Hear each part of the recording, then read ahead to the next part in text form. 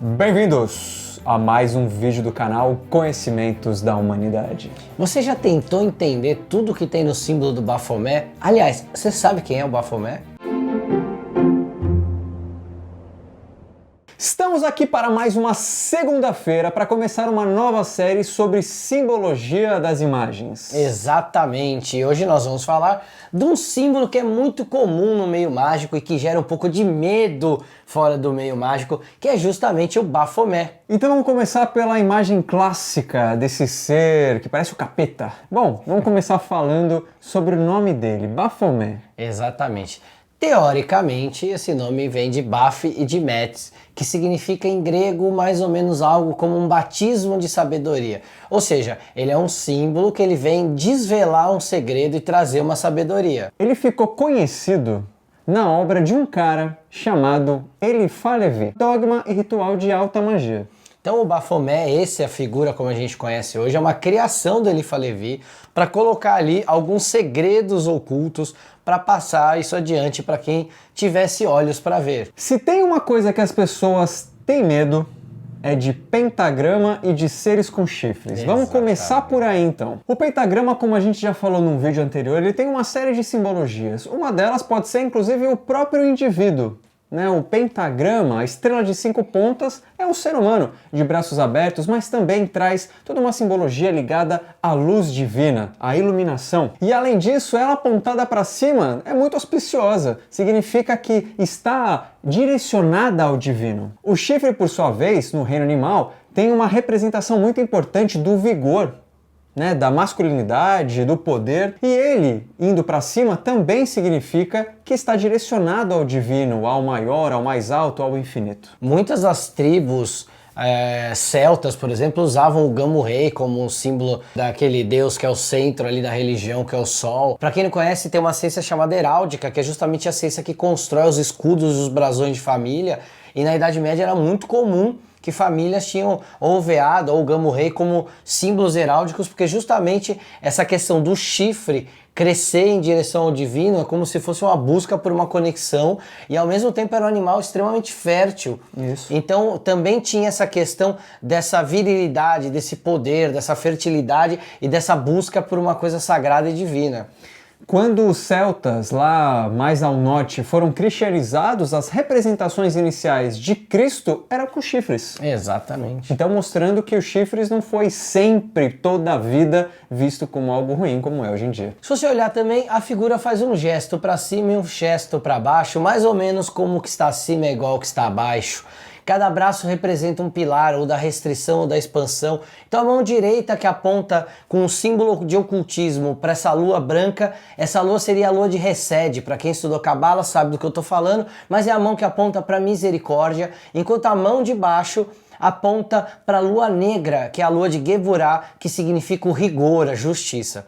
Tem uma outra interpretação também para essas duas mãos, que às vezes vem tatuado no braço do Bafomé, o Solve e o Coagula. Ou seja, é a nossa capacidade de acessar o que é divino e sutil, ou seja, aquilo que pode ser sutilizado, e o coagula é aquilo que pode ser densificado, é a nossa capacidade de trazer do divino algo que possa ser manifestado aqui no nosso mundo. E vocês podem perceber que o Bafomé apresenta seios, mas também um falo ali meio disfarçado, como se fosse o caudoceu do deus Hermes da Grécia Antiga. Isso representa uma série de coisas. Os seios, por exemplo, podem significar a própria maternidade, mas mais do que isso, o próprio feminino simbolizado ali, em contrapartida com esse falo que também surge.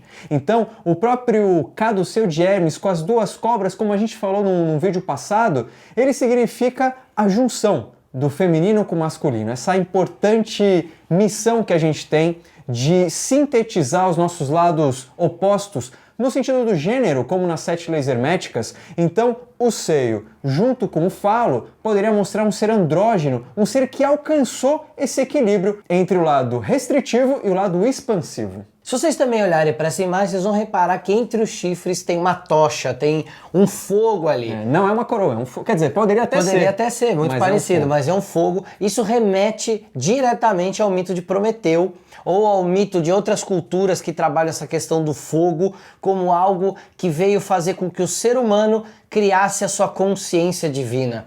É como se ele representasse a centelha divina que habita o ser, é como se ele representasse a essência que é única a cada ser e ao mesmo tempo a capacidade que nós temos de criar, de pensar acima dos animais. Então nós seríamos esses seres dentro da criação que somos privilegiados por termos esse fogo divino, e essa figura, esse ser, é justamente quem demonstra essa tocha de sabedoria ou se mostra como detentor desse poder, dessa centelha divina. No entanto, apesar desse fogo da consciência ou da centelha divina que os humanos possuem, o rosto é animalesco. É um bode, é um bicho esquisito, meio grotesco, amedrontador, representa os nossos instintos, o quanto eles precisam ser, de certa forma, domados, para a gente não ocorrer em erro, para a gente não cair em tentação, os pecados não invadirem a nossa centelha divina. Por isso que ele, inclusive, está abaixo do corno, do pentagrama, do fogo divino. Então esses instintos precisam ser domados. E aí é um lembrete para nós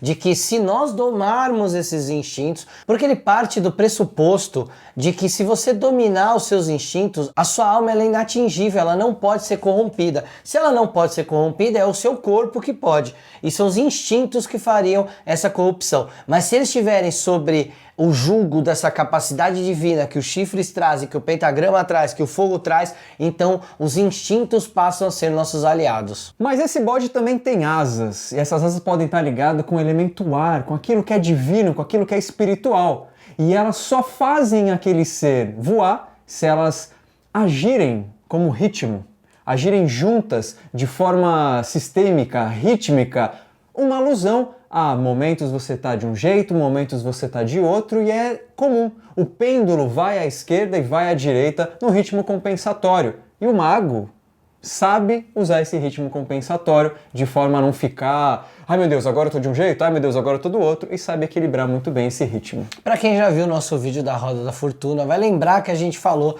dessa capacidade que o ser humano tem de se divinizar e de se perder.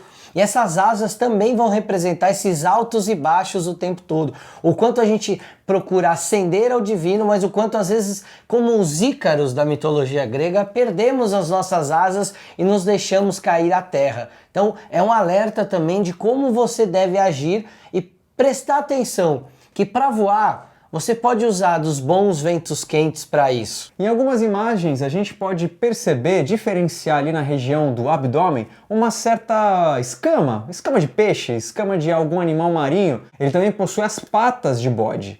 E aí a gente tem o complemento dos 4 elementos: o fogo, o ar nas asas, as escamas, a água, e as patas de bode, aquilo que fica voltado para o chão, aquilo que fica ligado ao chão direto e, portanto, o elemento terra, mostrando que Baphomet tem a completude dos 4 elementos. Pô, e a gente pode ir além. Boa. Já que ele é um símbolo dos 4 elementos, a gente também pode dizer que ele é um símbolo da representação das 7 leis herméticas. Ótimo. Ou seja, ele tem, além do mentalismo ali, pelo símbolo do fogo, ele tem a da correspondência, porque o que sai baixo é como o que está acima. Ele tem a lei do ritmo e da vibração, como as asas têm que bater de forma rítmica e também a vibração que elas causam. A lei do gênero, como o Bruno já falou, ali da questão tanto do seio e do falo. A lei da polaridade, as 2 luas ali sendo mostradas como a polaridade da misericórdia e a polaridade do rigor. E a última, que é a causa e efeito, que é justamente a questão da representação animalesca dele. De que quando a gente não consegue manter os nossos pensamentos divinizados, a gente tende a entrar numa coisa mais animal, mais instintual, que nos domina e nos aproxima mais do terreno denso do que do sutil. E você? Já se viu como Baphomet na vida? Deixa aí nos comentários. Um beijo no seu coração e até a próxima.